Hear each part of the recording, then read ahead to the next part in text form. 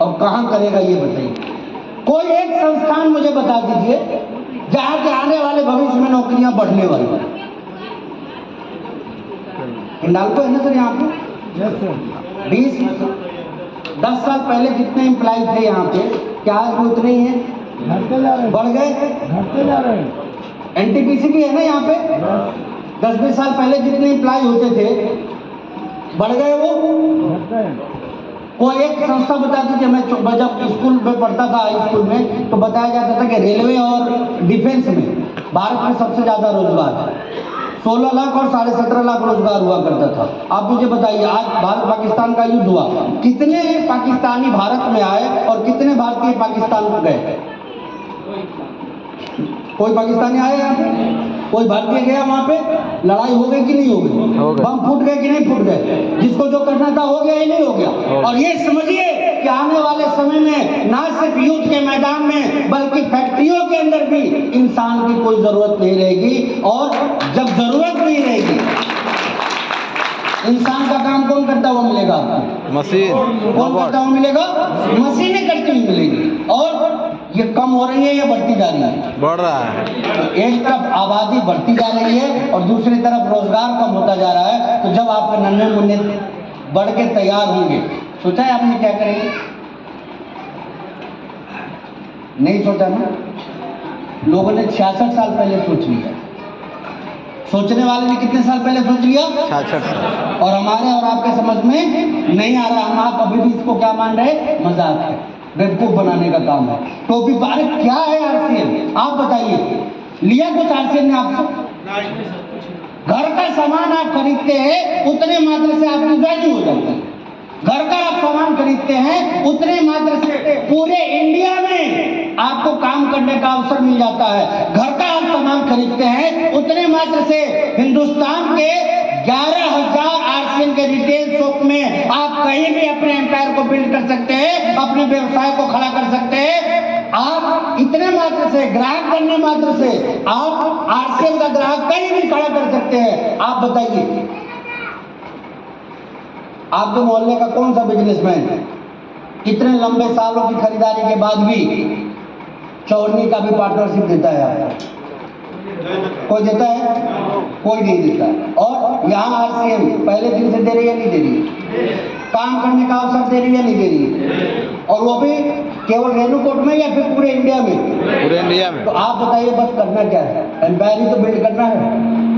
और ये काम यदि हमें से किसी ने कर लिया तो आगे चल के क्या हो सकता है, इसकी आप कल्पना भी नहीं कर सकते। और कल्पना यदि आपने कर लिया तो मैं एक चीज तो दावे के साथ कर सकता हूँ कि आपने एक लाइन सुनी होगी कि काम किया एक बार और पैसा आया बार बार। काम किया एक बार और पैसा आया बार बार। ऐसा क्यों? क्योंकि देखिए, काम कोई खराब नहीं है, नौकरी करे तो भी, बिजनेस करे तो भी। लेकिन दुनिया कौन सी दिशा में जा रही है, इसको यदि आपने नहीं समझा तो वापस गरीबी में जाने के लिए तैयार है। आज कौन गरीब है मुझे बता दो, एक लाइन में। जो अकेले काम कर रहे हैं। नहीं, जो सही समय पर सोच नहीं पाए वो गरीब है।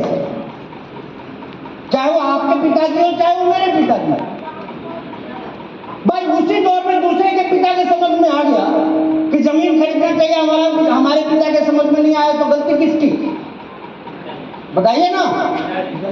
उसी दौर में दूसरे पिताजी के समझ में आ गया कि बच्चों को पढ़ाना चाहिए और हमारे पिताजी के समझ में नहीं आया कि पढ़ाना चाहिए, तो गलती किसकी? बोलिए तो मेरे साथ। उसी टाइम में दूसरे के पिताजी के समझ में आ गया कि शहर में जमीन खरीदना चाहिए और हमारे पिताजी के समझ में नहीं आया, तो गलती किसकी? पिताजी की। आप देखिए उन लोगों की जिंदगी जिनके पिता कुछ करके उनको दे के गए हैं, उनको देखने के बाद आग लगती है कि नहीं लगती? लगती है। क्यों लगती है? नहीं, आप तो अभी भी यही उल्टा सोचिएगा कि नसीब लेके पैदा हुआ है। हाँ, ये कोई नहीं बोलते हैं कि आपके पिताजी दिमाग लेके पैदा नहीं हुए थे। क्यों नहीं बोलते ये बात? जो आप बोलते हैं नसीब लेके पैदा हुआ है, वो आप क्यों नहीं बोलते इस बात को? स्वीकार क्यों नहीं करते हैं कि आपके और हमारे पिताजी दिमाग लेके पैदा नहीं हुए? अरे आप हैरान हो जाइएगा, मेरे पिताजी ग्रेजुएट पटना, जानते ना पटना? कॉलेज से ग्रेजुएट, इधर उधर से नहीं, पटना यूनिवर्सिटी के स्टूडेंट। और नौकरी कौन सी की उन्होंने? सिपाही की। सोचिए उस दौर का ग्रेजुएट आदमी, पटना यूनिवर्सिटी का ग्रेजुएट पर्सन, और नौकरी करता है सिपाही का, इसका क्या मतलब? उस समय भी नौकरी नहीं था। बेवकूफ नहीं बोलते हैं ऐसे लोगों को, निहायत बेवकूफ बोलते हैं। मेरी माँ मैट्रिक पास अपने जमाने की और हाउस वाइफ ही बन के रहते, क्या बोलते हैं ऐसे लोग? पर मेरे मतलब आप भी आवाज में मिलाएंगे ना, मुझे लगेगा कि समझ में आ रही है बात आपको। यस यस नहीं, मैं तो उदाहरण दे रहा हूँ, बताइए ना, बेवकूफ बोला जाएगा कि नहीं बोला जाएगा? बोला जाएगा। हाँ भाई, उस दौर का ग्रेजुएट, आज का पीएचडी, कोई तुलना ही नहीं। लेकिन बेवकूफ का कौन मालिक है? वो हमेशा बस टालता है, ऐसा नहीं होगा, वैसा नहीं होगा, वैसा नहीं होगा। आज भी बहुत सारे बेवकूफ बोलते हैं कि आगे वैसा नहीं होगा। हाँ, ये किसी के समझ में नहीं आ रहा है कि दुनिया बेरोजगारी की तरफ क्यों जा रही है।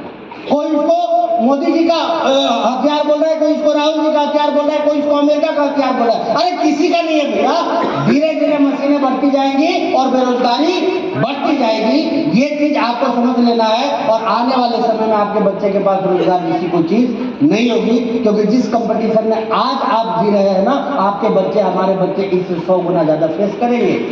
दिमाग में लॉक करके रखिएगा।